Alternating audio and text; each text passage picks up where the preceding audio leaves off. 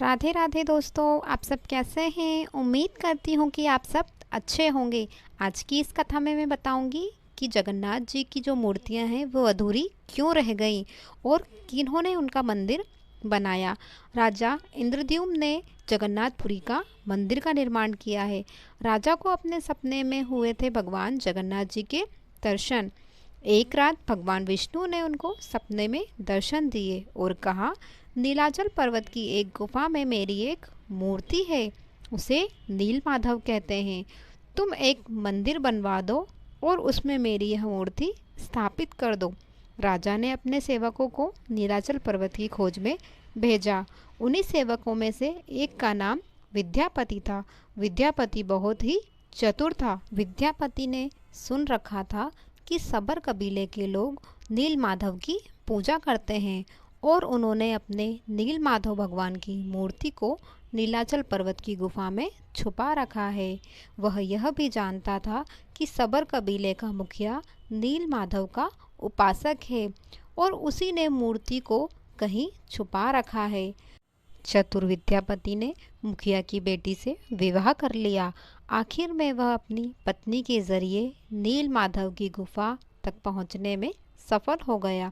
उसने मूर्ति को चुरा लिया और राजा को लाकर दे दी। मुखिया ने अपने आराध्य देव की मूर्ति चोरी होने पर बहुत दुख जताया और वह बहुत दुखी हुआ। अपने भक्त को दुखी देख भगवान भी बहुत दुखी हो गए और गुफा में लौट गए, लेकिन साथ ही राजा से वादा लिया कि वह एक दिन उनके पास ज़रूर लौटेंगे, परंतु जब जब वह उनके लिए विशाल मंदिर बनवा देगा। राजा ने मंदिर बनवा दिया। राजा ने भगवान से मंदिर में विराजमान होने का आग्रह किया।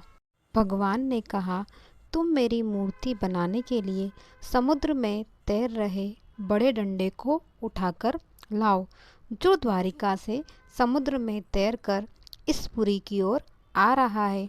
राजा ने सेवकों को उस पेड़ के टुकड़े को ढूंढने के लिए कहा, लेकिन सब मिलकर भी उस पेड़ को नहीं उठा पाए।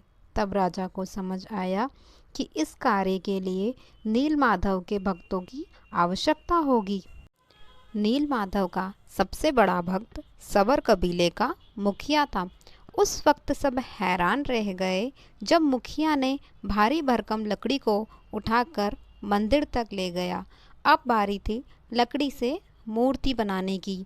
राजा के कारीगरों में लाखों लोगों ने कोशिश कर ली, लेकिन कोई भी उस लकड़ी में एक चिन्ह तक नहीं लगा सका। तब तीनों लोकों में कुशल कारीगर भगवान विश्वकर्मा एक बूढ़े का रूप धारण करके आए। उन्होंने राजा से कहा कि मैं नील माधव की मूर्ति बना सकता हूँ, लेकिन उन्होंने राजा के सामने अपनी एक शर्त भी रखी कि वे 21 दिन में मूर्ति बनाएंगे और अकेले ही बनाएंगे, कोई भी उनको बनाते हुए नहीं देख सकता। राजा ने उनकी बात मान ली। लोगों ने भी उनकी बात मान ली और सभी को चीनी हथौड़ी की आवाज़ आती रही। रानी मूर्ति देखने के लिए बहुत उत्सुक थी, इस वजह से वो अपने आप को रोक नहीं पाई और दरवाजे के पास गई तो उसे कोई भी आवाज़ सुनाई नहीं दे रही थी। वह घबरा गई। उसे लगा कि कहीं बूढ़ा व्यक्ति मर तो नहीं गया। उसने राजा से कहा कि अंदर से कोई भी आवाज़ नहीं आ रही है। तो राजा को भी ऐसा ही लगा और उसने सभी शर्तें और चेतावनी को दरकिनारे करते हुए कमरे का दरवाज़ा खोलने का आदेश दिया। जैसे ही कमरे का दरवाज़ा खोला गया, बूढ़ा व्यक्ति गायब हो गया और उसमें तीनों मूर्तियाँ अधूरी पड़ी मिली। भगवान नील माधव और उनके छोटे भाई के छोटे छोटे हाथ बने थे, लेकिन उनकी टांगें नहीं बन पाई। सुभद्रा के हाथ पैर बनाए ही नहीं गए थे। तीनों मूर्ति अधूरी रह गई।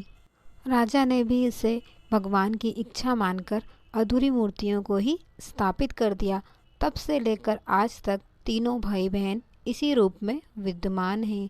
यही जगन्नाथ जी की कथा है। आपको कथा पसंद आई हो तो मेरे चैनल को लाइक शेयर सब्सक्राइब ज़रूर करें। भगवान श्री हरि की कृपा सदैव आप पे बनी रहे।